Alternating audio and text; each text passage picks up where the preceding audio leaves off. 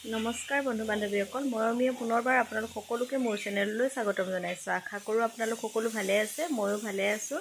আজি মই আপোনালোকক দেখাওঁ বুলি ভাবিছোঁ এখন চাদৰৰ লগতে তাৰ ফুলৰ চানেকিটো, আৰু লগতে আপোনালোকে সুধি আছিলে এটা প্ৰশ্ন যে জাকাৰ্ড মেচিন এটাৰ দাম কিমান হয় বুলি। আচলতে জাকাৰ্ড মেচিনটোৰ দাম ঠাই বিশেষে বেলেগ বেলেগ হয়।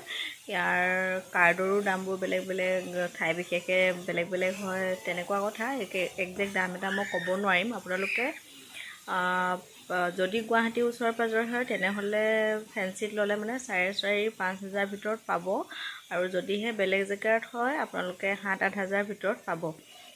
সিমানটোৱে হয়, 8,000 হয়গৈ আৰু ঠাই বিশেষে সিমান দাম লয়, আৰু সেনেকুৱাই আৰু ক'বলৈ অসুবিধা হয়। এতিয়া মই আপোনালোকক চাদৰখন দেখাওঁ বুলি ভাবিছোঁ। চাদৰখন নৰ লগতে তাৰ ফুলৰ চানেকিটো। চাদৰখন বাৰু মই শ্বৰ্ট দিছিলোঁ, কিন্তু ইয়াৰ ফুলৰ চানেকিটো দিয়া নাছিলোঁ। আহকচোন চাওঁ ভিডিঅ'টো।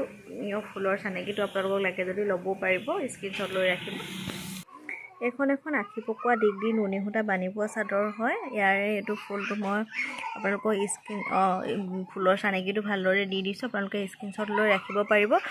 এই ফুলটো আচলতে চাদৰৰ যোনটো এই পুলিবিলাক বা মাজত দিবৰ কাৰণে খুব ধুনীয়া হ'ব, সেইটো কাৰণে মই ভাবিছোঁ শ্বেয়াৰ কৰোঁ বুলি। এতিয়া ফুলৰ চানেকিটো দি দিছোঁ, আপোনালোকে লৈ ল'ব দেই।